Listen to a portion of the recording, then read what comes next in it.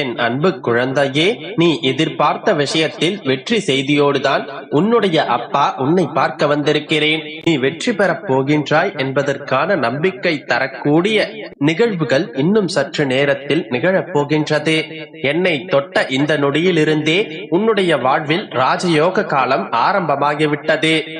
அதன் மூலமாகவே இன்று நான் நீ என்னிடம் கேட்ட அனைத்தையும் ஒப்படைப்பதற்காக வந்துவிட்டேன். நீ நினைத்ததில் வெற்றி பெறப் போகின்றாய் என்பதற்கான ஒரு நம்பிக்கை ஆதாரம் இன்னும் சற்று நேரத்தில் உன்னுடைய கண்களில் புலப்படும். இதுவரை நீ செய்த முயற்சிகள் எல்லாம் தோல்வி அடைந்திருந்தாலும் இனி செய்ய போகும் முயற்சிகள் கண்டிப்பாக வெற்றி அடையும். உன்னுடைய பெருமாள் நான் உனக்கு சொல்கின்றேன், உன்னை ஒதுக்கிய உறவுகள் எல்லாம் உன்னை புரிந்து கொண்டு தேடி வரப்போகிறார்கள். இனி நீ ஏறப்போகும் படிகள் எல்லாம் உனக்கு வெற்றி படிகள் தான். உன்னுடைய வாழ்க்கையில் வலிகளும் வேதனைகளும் அதிகமாக நிறைந்துள்ளது என்பது எனக்கு தெரியும். அதனால் தானே நீ அடிக்கடி கோபப்படுகின்றாய். ஒரு நிமிடம் கோபம் வரும்போது உன்னுடைய பெருமாள் என்னை நினைத்துக்கொள். உன்னுடைய கோபமெல்லாம் நிச்சயம் குறைந்துவிடும். உனக்கான வெற்றி பெறப் போகும் சமயத்தில் தேவையில்லாமல் நீ கோபப்பட்டு வீண் பிரச்சனைகளில் மாட்டிக்கொள்ளாதே. உனக்கான ராஜயோக காலத்தில் நீ எப்பொழுதும் சந்தோஷமாக மட்டும்தான் வாழ வேண்டும். கோபம் என்பது சந்தோஷத்திற்கு எதிரி அல்லவா? தேவையில்லாமல் அதை உனக்குள் கொண்டு வராதே. இனி நீ கவலைப்பட அவசியமில்லாத அளவிற்கு நீ நினைத்த காரியங்கள் எல்லாவற்றையும் நான் கைகூடி வரச் செய்கின்றேன். மகிழ்ச்சியாக இரு என் செல்லமே. பெருமாளே என்று தினமும் என்னை அழைத்துக் கொண்டிருக்கும் உன்னுடைய வாழ்க்கையானது உனக்கு பிடித்த வாழ்க்கையாக மாறப்போகின்றது. உன்னை நான் மகிழ்ச்சியாக வாழ வைக்கப் போகின்றேன். நீ எதிர்பார்த்த எல்லா விஷயங்களிலும், நீ என்னிடம் கேட்ட எல்லா விஷயங்களிலும் உனக்கு வெற்றிதான். அவமானமும் ஏமாற்றங்களும் உண்மையான அன்புக்கு எப்போதும் கிடைக்கக்கூடிய பரிசுகள் தான். அதை பற்றி பெரிதாக வருந்தாதே என் செல்லமே. இங்கு நீ யாரிடமும் அதிக அளவில் உண்மையான அன்பை செலுத்திவிட வேண்டாம். உண்மையான அன்புதான் எப்போதும் அதிகமாக காயப்படுத்தக்கூடியது. அது எல்லாவற்றையும் சரி செய்து உனக்கு அளவில்லாத அன்பை கொடுக்க உன்னுடைய பெருமாள் நான் இருக்கின்றேன். உன்னுடைய லட்சியத்தை முதலில் நீ அடைய வேண்டும் என்பதில் உறுதியாக இரு. என்னுடைய ஆசீர்வாதத்தோடும் உன்னுடைய லட்சியம் நிறைவேறி எல்லா விஷயங்களிலும் வெற்றி பெறுவாய். உன்னுடைய வாழ்க்கை அழகாய் மாறப்போகின்றது. உன்னுடைய மனதில் அதிக அளவில் மனக்குழப்பங்களை போட்டு குழப்பிக்கொண்டே இருந்தால் அது உனக்கு மேலும் மேலும் கவலையைத்தானே உண்டாக்கும். உன்னுடைய மனதில் இருக்கும் கவலைகளையும் வருத்தங்களையும் என்னிடத்தில் ஒப்படைத்துவிட்டு நீ நிம்மதியாக இரு. உன்னுடைய துன்பங்கள் எல்லாம் மறைந்து போக வேண்டும் என்பதற்காகத்தானே உன் இல்லம் தேடி வந்துள்ளேன். எனது பரிபூர்ண ஆசீர்வாதத்தோடு கூடிய வெற்றிதான் இப்போது உனக்கு கிடைக்கப் போகின்றது. இனி எல்லாமே உனக்கு வெற்றிமயமாக மாறும். தைரியமாக இரு என் செல்லமே. இனி உன்னுடைய வாழ்க்கையில் நீயே அற்புதங்களை கண்டு ஆனந்தப்பட போகின்றாய். எல்லாம் நல்லதாகவே நடக்கும். நல்லது மட்டுமே நடக்கும். தேவையில்லாமல் புலம்பி தீர்க்காமல் முழு மன நிறைவோடு தெளிவான மனதோடு இருந்தால் எல்லா விஷயங்களும் எல்லா பிரச்சனைகளும் உனக்கு சரியாகும் என்பதை புரிந்து கொள். உனக்கு துணையாக நான் இருக்கும் போது நீ எதற்கும் கலங்கக்கூடாது என் குழந்தையே.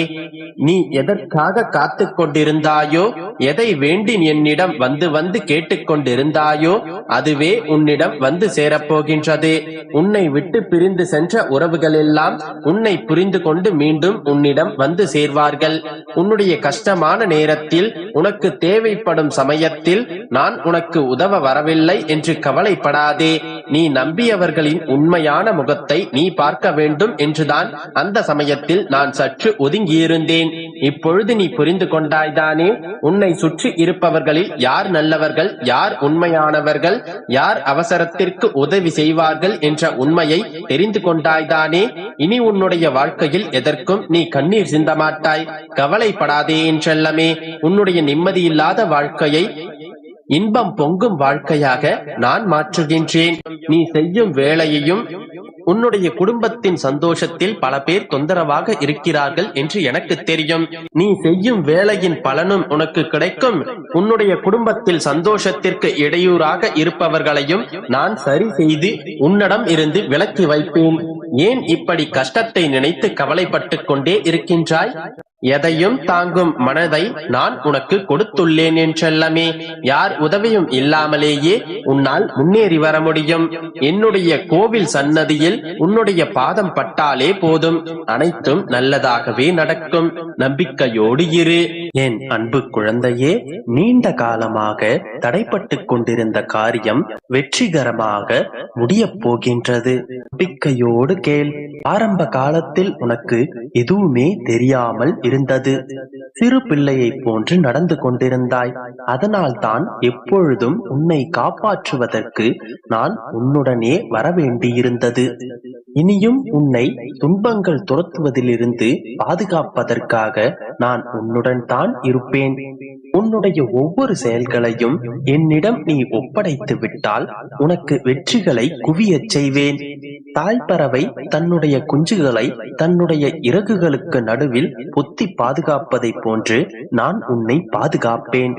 துக்கம் தொண்டையை அடைப்பதற்கு முன்னரே அந்த பிரச்சனைக்கான காரணத்தை அறிந்து அதனை சரி செய்து உன்னை பிரச்சனையிலிருந்து நான் பாதுகாப்பேன்.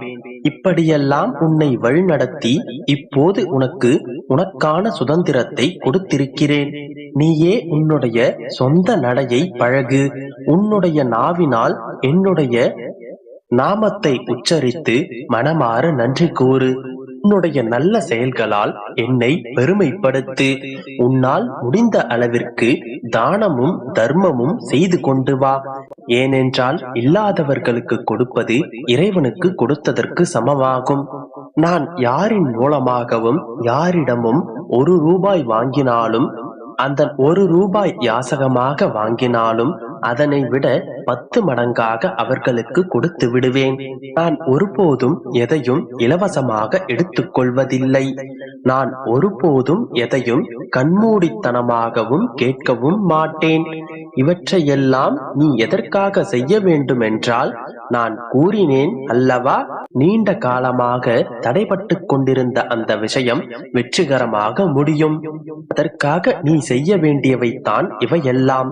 நீ இல்லாதவருக்கு தானம் செய்யும் போது நானே அவர்கள் ரூபத்தில் வந்து அதை பெற்றுக்கொண்டு பல மடங்காக உனக்கு திருப்பித் தருவேன். நீ இயலாதவருக்கு உதவி செய்யும் போது என்னுடைய உதவிக்கு நீ நேரடியாக வந்து சேர்கிறாய்.